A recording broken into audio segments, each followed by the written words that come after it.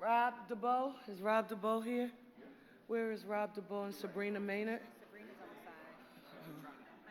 Ma'am, may I take something out your hair?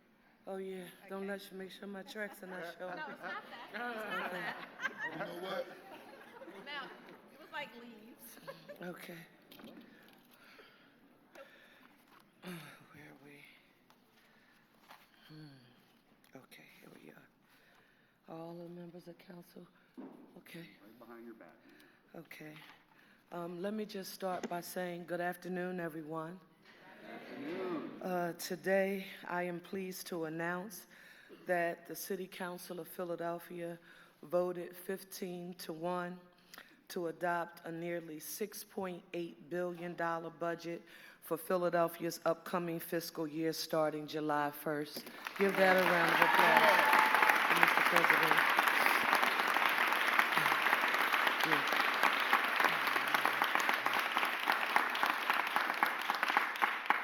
This budget, which we proudly refer to as the One Philly 2.0 budget, is more than just a phrase.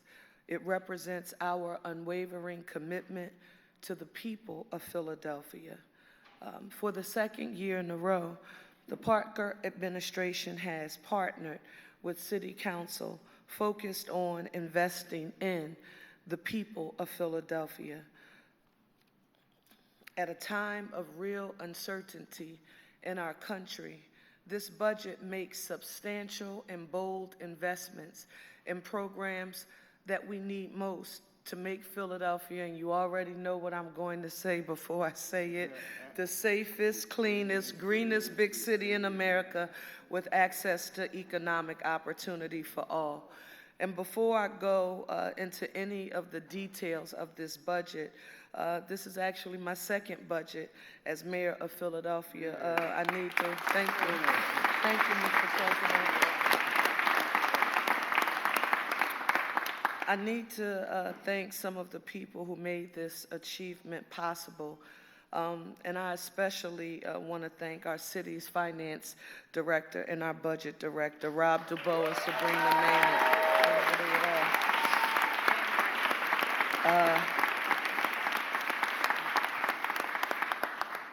They worked nonstop around the clock to deliver this budget for the people of Philadelphia.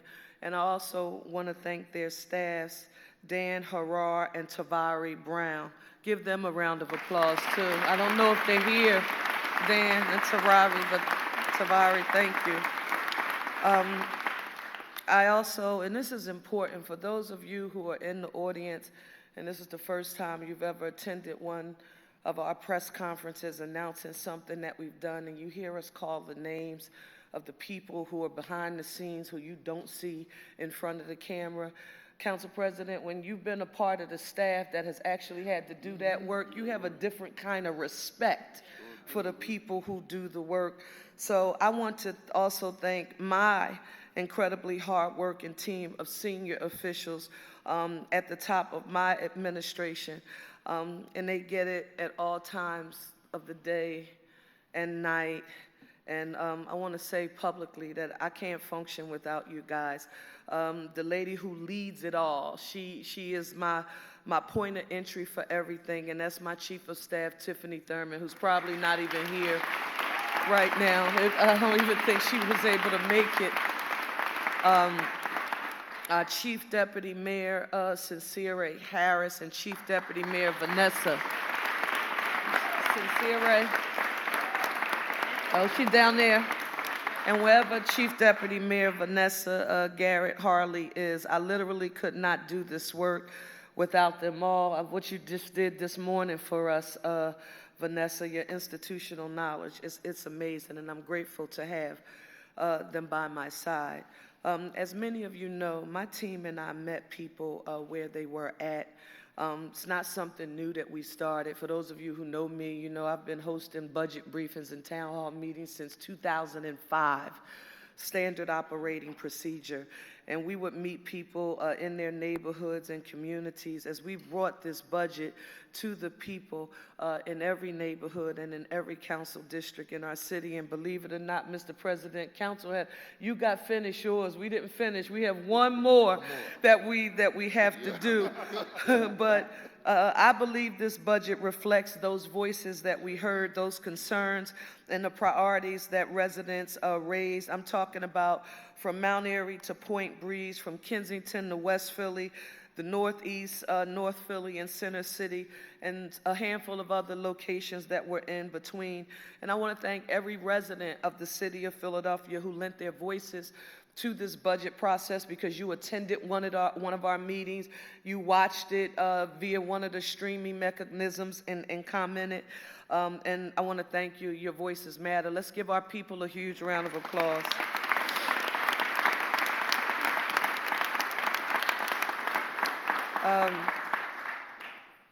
I now want to thank the man who's standing next to me to my right, our Council President, Kenyatta Johnson. We were getting prepared for the day, Council President, and started counting the time, and both of us assumed our roles 18 months ago. And I can remember that there were plenty of skeptics and naysayers out there predicting that we would fail. The mayor and the council president are from differing political factions, they said. They won't find common ground. They will fail. That was the buzz that people said when you became the president and I became the mayor. Philadelphia, I want to affirm that I cannot succeed without my partnership without Council President Kenyatta Johnson, and I am grateful, and I want to publicly affirm it and thank him, and I'm glad we didn't listen to the skeptics, Mr. President.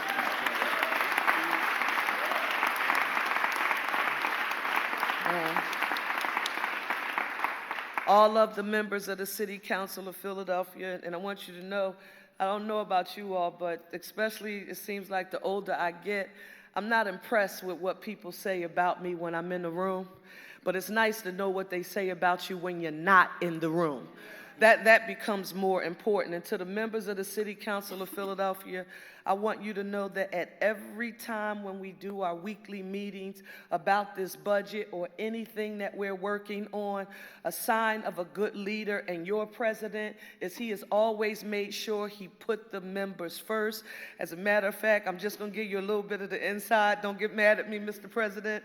We were working through this process, and he says, see, this is why it's very important to understand that we will not always agree on everything, but you'll never know who your allies are. And he proceeded to go hard about reminding me about who the people were who were supporting efforts that we were working on. And for members of the City Council of Philadelphia, that's important to know what your leader says when you are not there, that he's always advocating for you.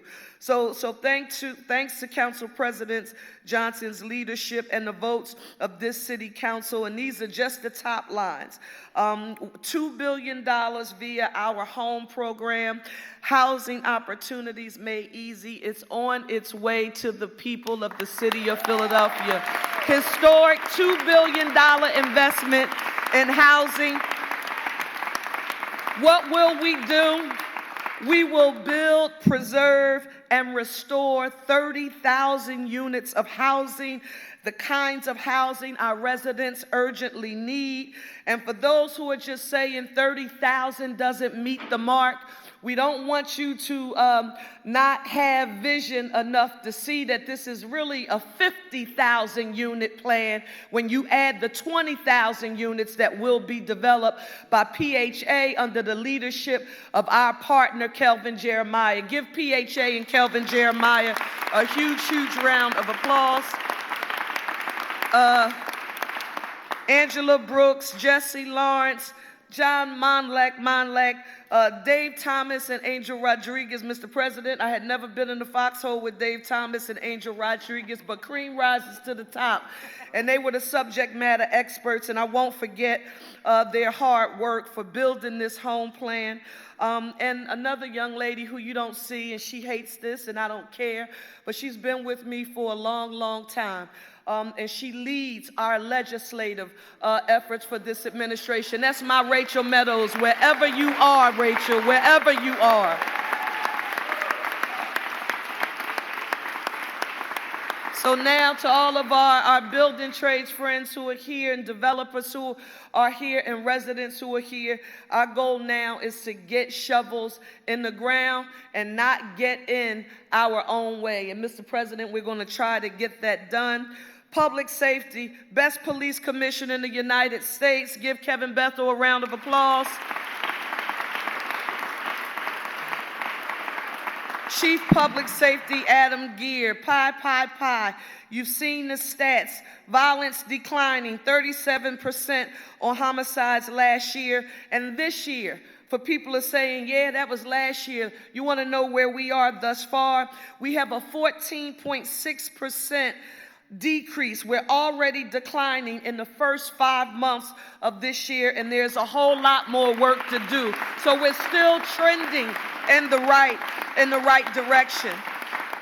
Mr. President, while you all were in council, we were talking with some of our most valued partners in the faith-based and anti-violence community. This budget, Philadelphia, includes $30 million for anti-violence grants here in the city of Philadelphia for our grassroots organizations that are doing the work on the ground. We can't do this without them. It starts with them. Somebody's probably going to ask about this a little later on, but there's also funding for more body-worn cameras to outfit all Philadelphia police officers. And listen, not just our police officers who are on the street, but our prison correctional officers as well. They will begin to get fitted for body-worn cameras, and we're excited about that. $67 million for a new forensic science center to help us improve technology and to solve crimes. We want to be accurate and factual. It also invests $350 million in capital programs to pave our streets and install ADA ramps throughout the city of Philadelphia. Please give that a round of applause. That was a lot. That was a lot of work for the team. Thank you. Kristen and Mike Carroll. Clean and Green. I am thrilled to share the progress that we've made through our Clean and Green initiative, a program that is working and one that we are committed to continuing. I say this to him. He accepts the calls no matter the hour as well, and so does she. But where's Director Carlton Williams and Sanitation Commissioner Crystal Jacob Shipman? Are either of them here? Come on over here.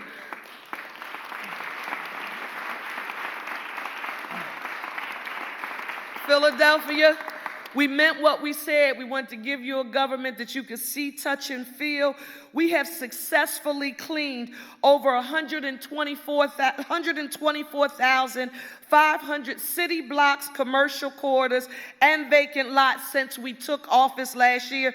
Mr. President, 124,588 to be exact.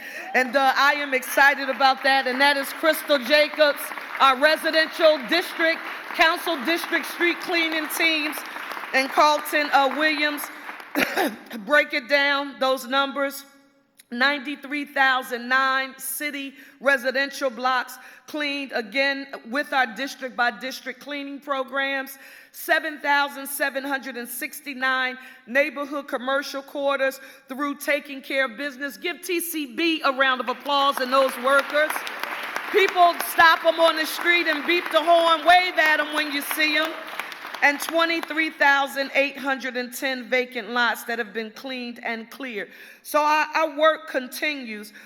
This budget allocates a significant amount of funding for corridor beautification across all neighborhoods in the city of Philadelphia.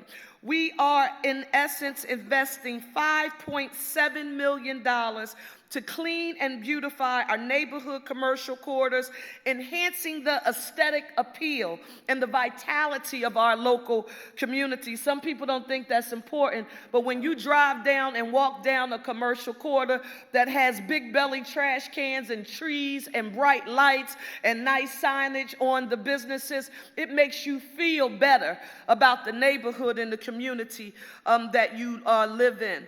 And we're not stopping there. We recognize that first impressions matter. Therefore, we also plan to clean and beautify along our highways, ensuring that Philadelphia looks its very best, because that's what we deserve as citizens and residents in this city. But we also want to make sure that when the world arrives in 2026, they know Philadelphia has gotten its own house in order before company comes.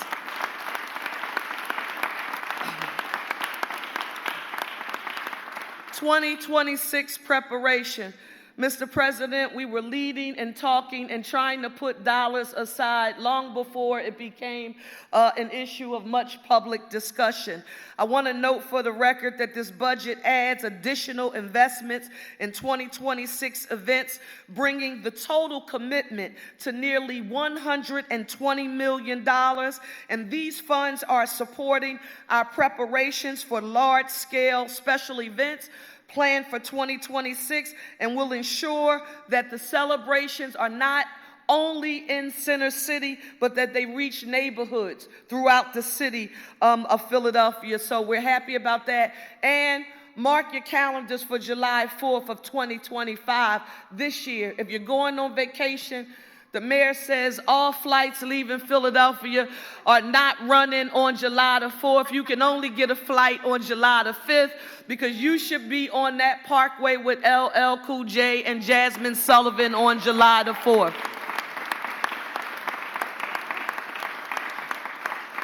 For education, the budget's commitment to funding for public education, our public schools, both district and charter, is unwavering. Now, during our 1.0 budget, our first budget last year, you will remember that we increased the millage rate going to the school district of Philadelphia. We went from 55% to 56%, and that generated $24 million a year for the district. And in this year's budget, we've increased that millage 0.5%, leading to $12 million more dollars going to the school district, and those dollars kick in FY30. What is our ultimate goal? Our ultimate goal and promise was to get to 58%, and we're only a year and a half in, Mr. President, and we've done 1.5% already, and that is something I'm proud of. In addition to that, there'll be $4 more million going to public schools. This is additional revenue that the school district will receive as a result of a minor increase in Center City parking fees. And those parking fees, they don't come to the city of Philadelphia. They go directly to the school district of Philadelphia, and it needs the help. Our extended day, extended year program for pre and after school educational enrichment programs, it's going to expand to a total of 40 schools this coming year, 30 traditional schools, district schools, and 10 charter schools. What does that mean? Extended day, extended year slots totaling for over 12,000 children will be available this year, free before and after school programming. That's economic opportunity for all. Parents can work. Now, we know that we need more funding from Harrisburg, and we have a Commonwealth Court opinion backing us up. We continue to work closely with City Council and all of our partners in Harrisburg. That includes our Governor, Josh Shapiro, our Speaker, Joanna McClinton, our Appropriations Chairman, Harris, Senate Appropriations Chairman, Vincent Hughes, to bring more money back to the school district of Philadelphia, and we're partnering with them. Now, I do know that after we get finished, I've heard that I'm going to have some questions during the Q&A regarding labor, but I want to note this for the record. This budget includes an historic $550 million labor reserve for our most valuable asset, and that is our city workforce, as we conduct and continue negotiations with our municipal unions. Check the history, check the budgets. We have never had a $550 million labor reserves going into our negotiations in the history of the city of Philadelphia, and I'm proud of it. Why? Because fairness and fiscal responsibility, they are at the top as it relates to our priorities as we move through these negotiations. But I want to be very clear with the people of Philadelphia. I am unapologetic about being a pro-labor, pro-worker, pro-union mayor, and we will make sure that we do it with fiscal responsibility and fairness in mind. Give our municipal workers a huge round of applause.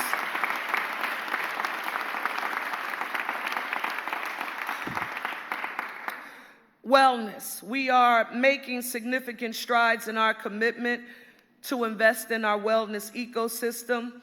As a part of this effort, we are investing and expanding our Wellness Court pilot program. It is now going to operate 5 days a week. This initiative is crucial and providing the support that the community needs. Adam Gears around here and his team somewhere. Thank you. We are witnessing positive outcomes, and this reinforces our dedication to building a robust and, quite frankly, innovative wellness ecosystem to move our city forward in the coming year. And we wholeheartedly believe that we are fostering a healthier and, quite frankly, a more resilient community in this vein. Now we're going to talk about Vision Zero. Vision Zero. Our commitment to safety on our streets is stronger than ever. Our partnership with the City Council of Philadelphia. We are increasing funding for Vision Zero to $30 million over the next 6 years. Mr. President, what was the name of that legislation? I can't remember it. No stopping in the bike lane. Get out the bike lane. Get out the bike lanes. This initiative is essential for making Philadelphia safer for all. That's bicyclists, pedestrians, and motorists alike. Now, this is something that's come up, and for members of City Council of Philadelphia, I hope this is a message that we should all be echoing when we are talking to people. This is on the issue of SEPTA. Everyone knows that SEPTA is facing dire cuts in service if it does not receive a sizable and a dedicated source of funding from Harrisburg.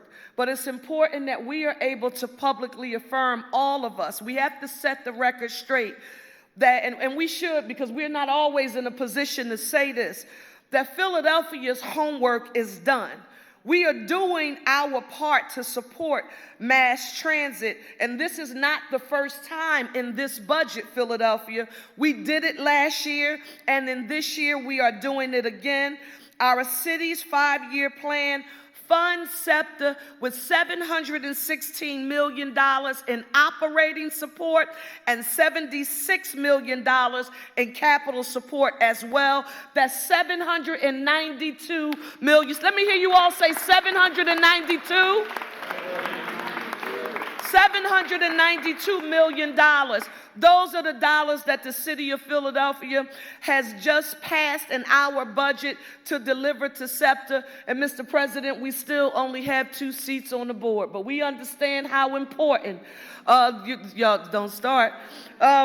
So we strongly support our mass transit system.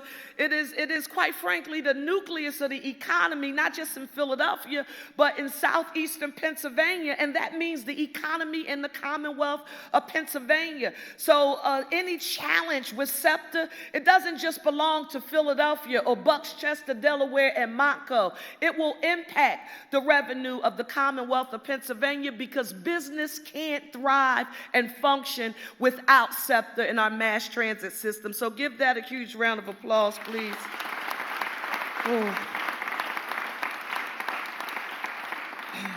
Now, let me be very intentional here.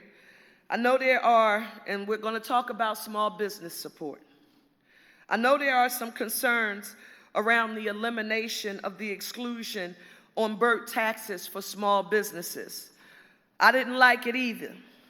When I heard about the history and I was briefed from finance and the law department, I said when I was chair of the Philadelphia delegation in the House and we needed to deliver enabling authority for the city of Philadelphia to create LOOP, to create UPA, and all kinds of payment arrangements, a senior tax freeze, the way it would happen, Mr. President, is that the mayor of the city and the president of the city council will come to Harrisburg and say, we want to enact these tax initiatives in the city of Philadelphia, so we need you to give us enabling authority so we don't run afoul of something called the uniformity clause.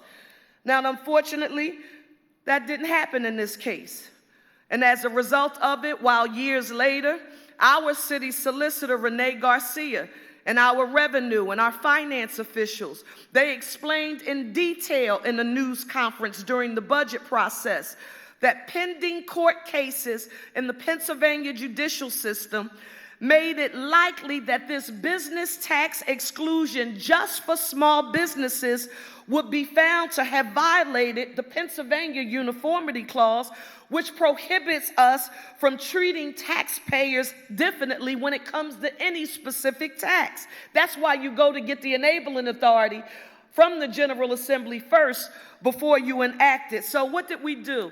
On the legal advice of our city solicitor, our budget and finance teams, they prepared a budget without that BERT exclusion to avoid legal and, quite frankly, potentially impactful fiscal liability for Philadelphia. But that is not all that we did.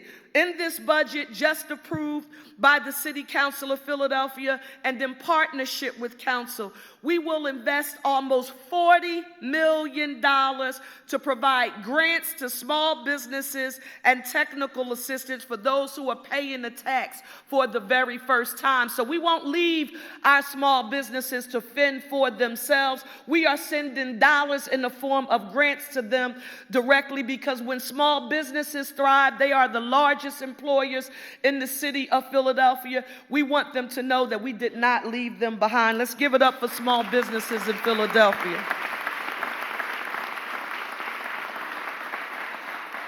Now, Mr. President, the next thing I'm going to talk about, this was your leadership. Your leadership in that last year, you had the foresight to reinstitute and reconvene the Tax Reform Commission here in the city of Philadelphia. The city council appointed people. The administration appointed people to that commission, and they gave us very sound reductions. This budget, for the benefit of the viewing public, includes $210 million in tax investments for wage and business tax relief to spur our city's economy and create more jobs in the city of Philadelphia. It's important. It's important. These are historic investments that will, in time, lead to the elimination of the gross receipts portion of the business income and receipts tax, and it will cut the net income portion of the tax by more than half. And those changes will help us attract and retain business and will allow those businesses to create more jobs. Now, I know that there are those, because I got the calls, you probably got the calls too, Mr. President. We got beat up because there were people who were angry, who said you didn't cut enough. You needed to cut deeper. You needed to make more tax investments. I want to say to the business community, we did the best we could with what we had, and we adhered to the research and the findings that the Tax Reform Commission provided to us, and we did our best here. And what we did, and Mr. President, this is something that I was extremely excited about, that we codifying these changes will ensure that we give the business community predictability, and we give them a reliable path moving forward. So by putting those changes in legislation through the time when the gross receipt side will be eliminated and the net income side will be reduced to half, we gave the business community what they said that they needed more than anything. They told us they couldn't survive or thrive without predictability. And that's what we attempted to do. So please give business community a round of applause here. We did the best we could. Finally, I want to say this. As I have said before, my administration and council, we vow to work together with diplomacy and diligence and purpose to implement a budget for the people of Philadelphia. We often say, don't just listen to what we say, watch what we do.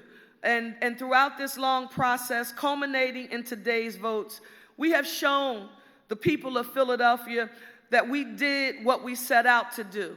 That was agree on an historic One Philly 2.0 budget that makes deep investments in our city and in our residents. So let's get to work. There's so much more work to do. And now I want to turn the floor over to our legislative leader and my partner, Council President Kenyatta Johnson.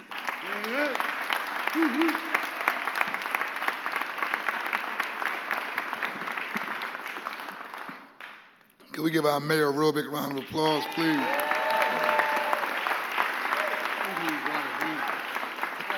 Why are you here?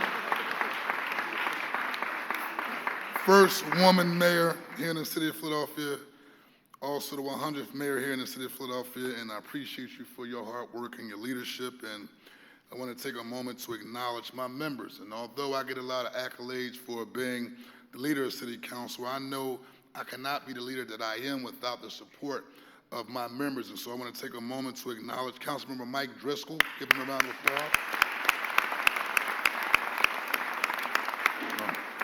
The leader of the Kennington Caucus, Councilwoman Ketty Lazada. Give her a round of applause.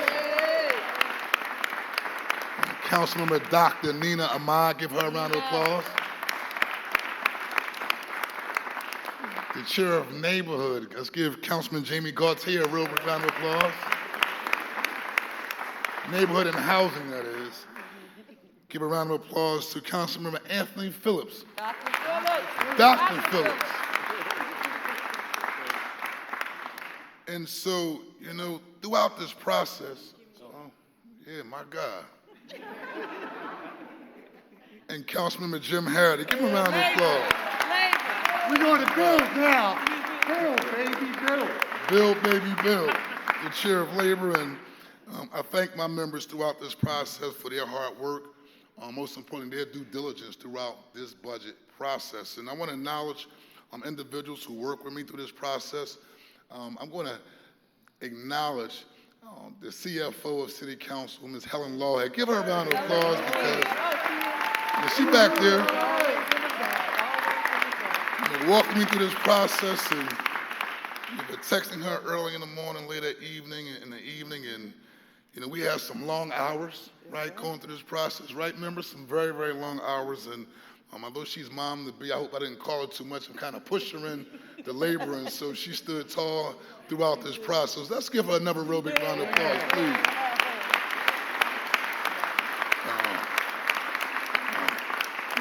Her deputy is Stefan Johnson. Give him a round of applause as well. With me throughout this process, and I don't know if he's inside the room, but I think the newspaper kind of characterized our legislative process as the council president was doing legislative maneuvering or tricks to make sure we got the budget done on time. And so to John Christmas, the chief of staff of City Council, give him a round of applause because he's around here doing some work, but I definitely just want to acknowledge him for his hard work, and other members who also work with me on the home plan, which is Nick Dima, who's the head of development in City Council, as well as Miss Eleanor Sharp. Give her a round of applause. She's not here, but key members of the team, and also I'll be remiss on them late evenings making sure that primarily our ladies are getting to their cars safe and making sure that as we go through this process, we have our Sergeant Arms teams held by John Fitton.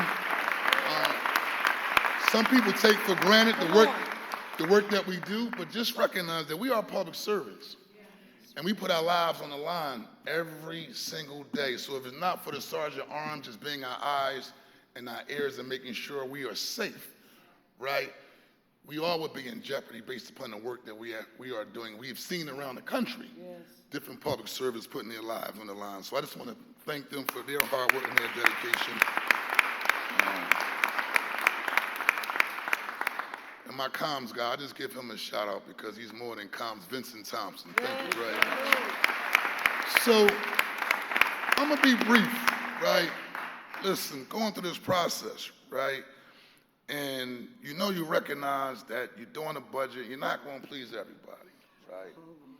And, I'm online and I'm reviewing some leadership, inspirational quotes, and somebody said, well, if you want to make everybody happy, sell ice cream. Yeah, that's right. If you want to make everybody happy, sell ice cream. This is a budget that reflects the issues and concerns of the needs of the people that we represent here in the city of Philadelphia, but also is a very fiscally responsible budget that we have passed in the face of all the uncertainty that we're dealing with coming from Washington, D.C. And then also I get a couple calls and folks will say, well, you can't let her get a win. Oh, wow. Can't let her get a win. And then we met and she said, well, some folks told me it's a win for me. And she said, no, it's not a win for me. This is a win for the people. This is a win.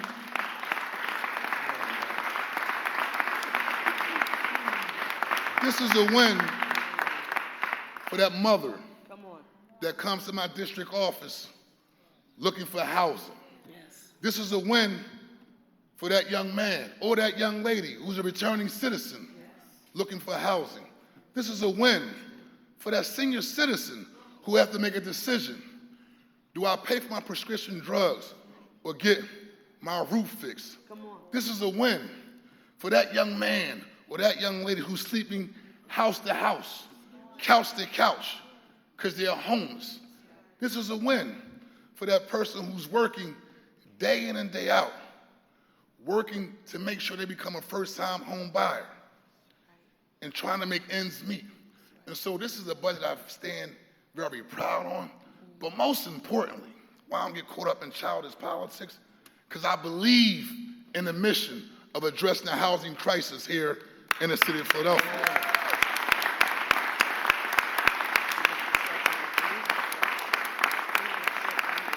And I'm looking forward. I called Jesse the other day. I said, Jesse, I'm ready to get down to work, right? Because until you get a chance to actually look the people in the eyes who are specifically dealing with being homeless, specifically dealing with wanting to become a first-time home buyer, or talking to that father who's working hard to the best that he can, but still can't get a house, right? And so I look forward to getting down to business. Madam Mayor, listen, I appreciate this partnership, right?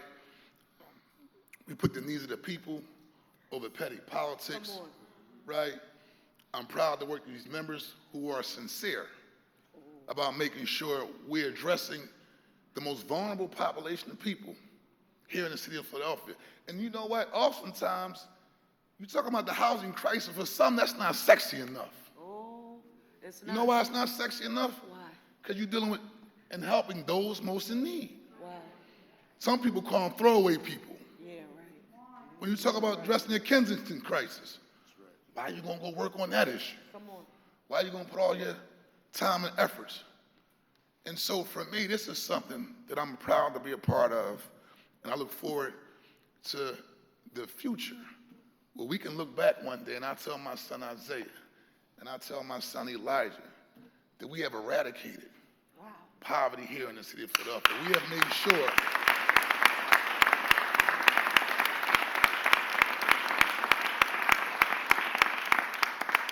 we have significantly impacted individuals becoming first-time home buyers, making sure that individuals aren't losing their homes because they can't address the infrastructure And so, Madam Mayor, I look forward to continuing our partnership. I appreciate you, all your hard work. And listen, y'all got to also recognize we're both parents. We talk politics. Yeah. We talk about roadblocks The rope chatting.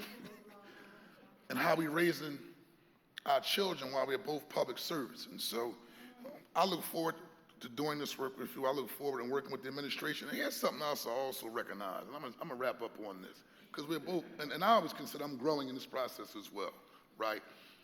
Yeah, folks want to see us fight. Yeah. They want to see us fight. Waiting for it. Waiting for us. Ain't that right, Sean Yes. Walsh? They waiting for us, right? And so for me, when we talk about people not used to seeing the second floor Come on. and the fourth floor working in partnership.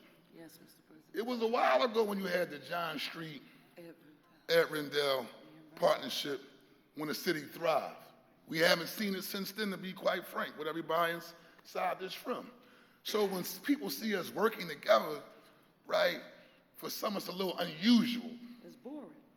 Oh, you're not going to block what she's doing. For what? We talking about helping people to get housing. Right. Right. It's housing.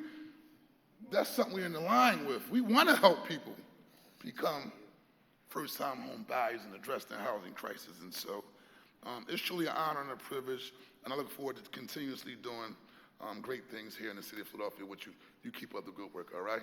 Thank you, Mr. President. Thank you.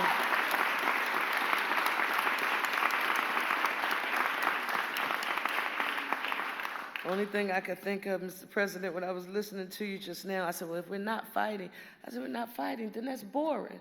Maybe they think that's boring. Well, we're here and we're going to take some questions now. We know there'll be several, and I'm ready. Yes, ma'am.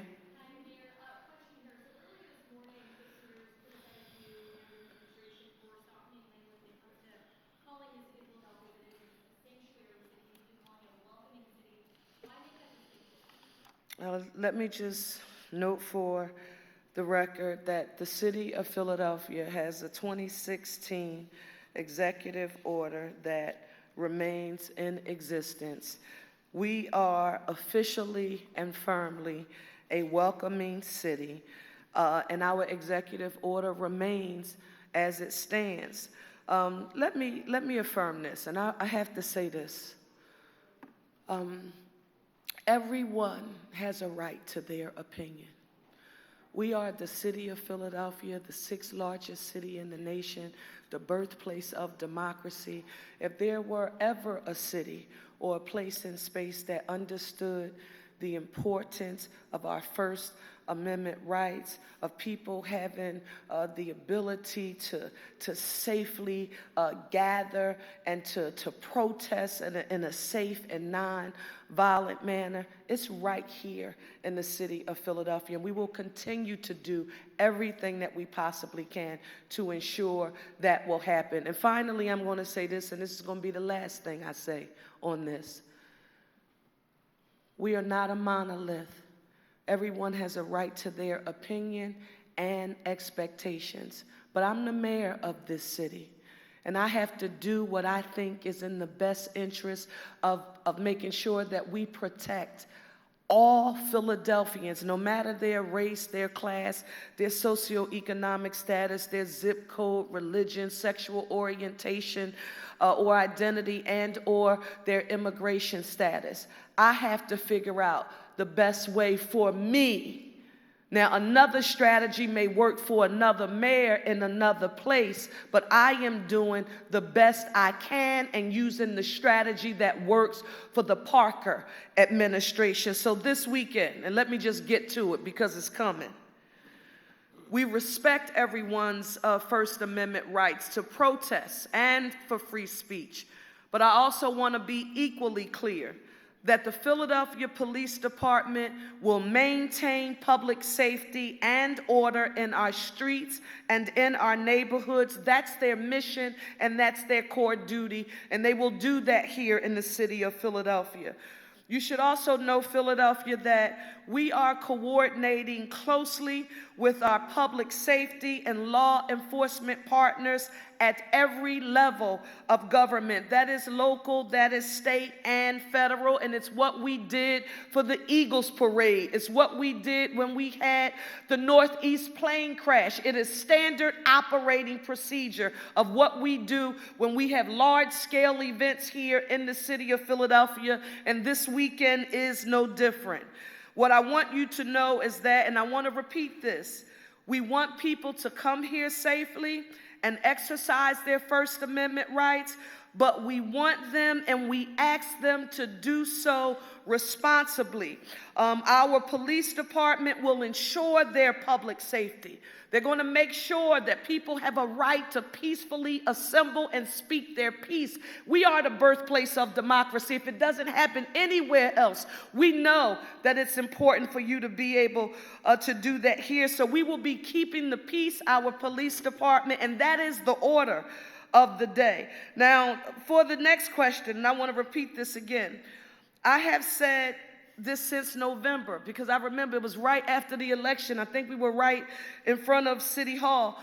The people of Philadelphia elected me as their mayor to do a job, and that's to make good on the promise that I committed to them. If you would give me the opportunity to lead what this budget that we just talked about represents, it's the blueprint, the values of how we do everything necessary to be safe, clean, and green and promote that economic opportunity for all. So I am laser focused on that mission. And the minute that I allow politics of any kind to take my focus off of delivering for the people here in the city of Philadelphia, then I have lost my focus. And I'm not going to allow anything to make me lose focus and not think about our goals. I'm not going to allow anything to distract me. I'm laser focused on the job, and I won't allow my ego, my pride, or my emotions to get in the way of my being laser focused. And that's going to be the last thing that I have to say about that. Any other questions? Yes. This is for the press. Yes. I'm sorry, Sean, and then we'll go back there. I'm sorry, he was sitting behind. Go, Sean.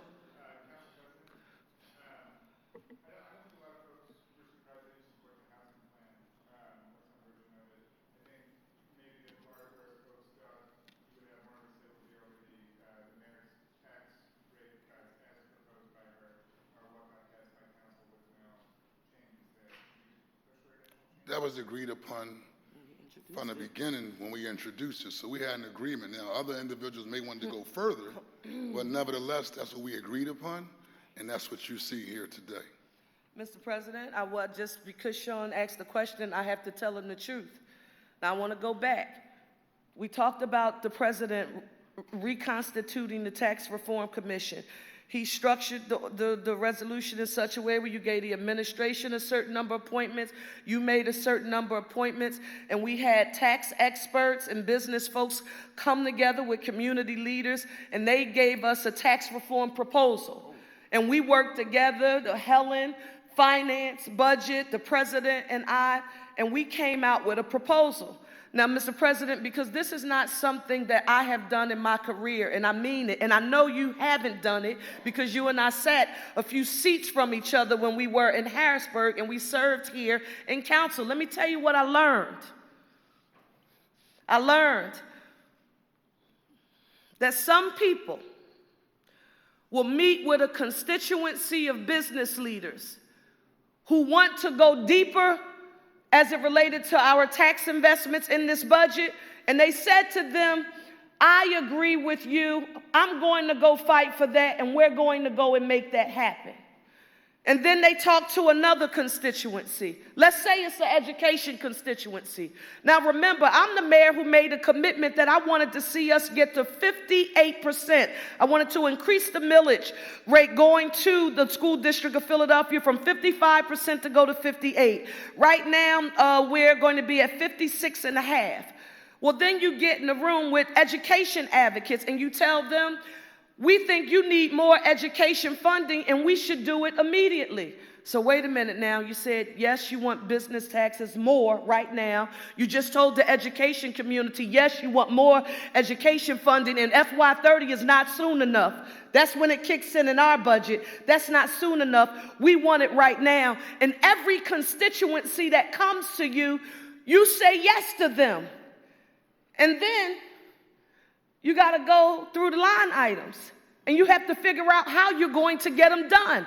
You can't lead in rooms and say things where you're only going to get a huge round of applause. If you're going to lead, you have to make some decisions, and that means tough decisions. And on the day, as mayor of the city of Philadelphia, I can stand here and tell you that there are a whole lot of people who are angry with the mayor on today, because they wanted something more out of this budget process, but we did the best we could with what we had, and we're going to keep the city's fiscal health and stability. That will always be our number one priority, because we can't go back to the days where we don't have access to the resources that we need. So I didn't... I just want to say... Go ahead.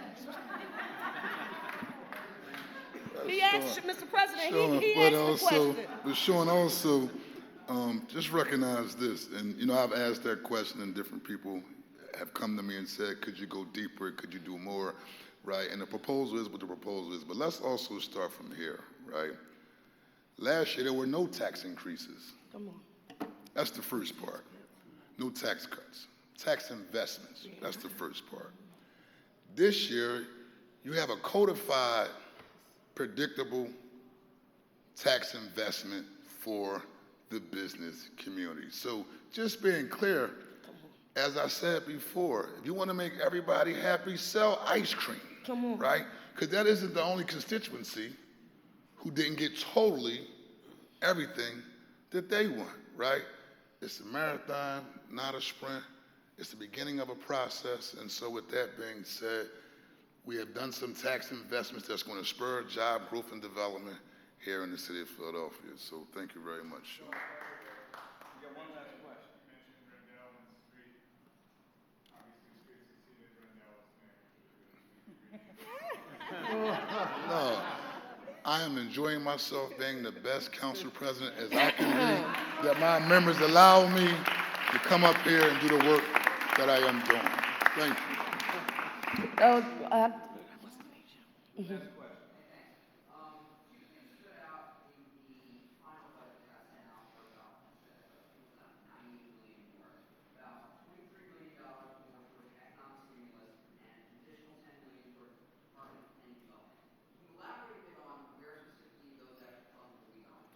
Economic stimulus, I believe those dollars are for programs in our neighborhoods. Don't forget that we work with community-based organizations in neighborhoods across the city who do a number of things for us. I mean, and while you just mentioned a specific dollar amount, there are a plethora of organizations who we fund, who are doing meaningful work, quite frankly, that the city of Philadelphia doesn't have the capacity to do. So whenever you see economic stimulus dollars, you know that's exactly what we are referencing. And there was one, you said economic stimulus, and Jesse, was that our research? If it was planning and development, listen, it's either home, it's research, it's staffing up. If Angel's, is Angel here? Planning and development, we have staffing, we have a plethora of things. Because listen, now that the budget is passed, we have to go to the market, but the hard work starts right now. This is the implementation. We have to implement, and the staff that you see here, they have to go back to the departments and stand up the programs that are going to be able to deliver the results, because we have to be able to measure our success. Mr. President, members of council, you said one more? Yes, ma'am.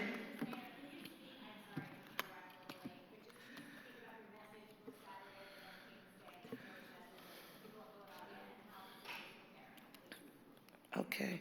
I noted a little earlier that Philadelphia is ready for this weekend. We respect everyone's First Amendment rights to protest and free speech. And again, we're the sixth largest city in the nation. We're the birthplace of democracy. So those values hold dear to our city. But we want to be equally clear. The Philadelphia Police Department will maintain public safety and order in our streets and in our neighborhoods because that's their mission and that's their duty. We also talked about working in an intergovernmental collaborative manner. That is standard operating procedure for the city of Philadelphia and the Parker administration. And when people have asked, well, when, give me an example of when that intergovernmental collaboration occurred as it related to public safety, I use the Eagles Parade. I used the plane crash that occurred in Northeast Philadelphia. Any large-scale event that you see the city of Philadelphia hosting, we use an intergovernmental collaborative process. So this is standard operating procedure for us. Thank you all so very much for being here.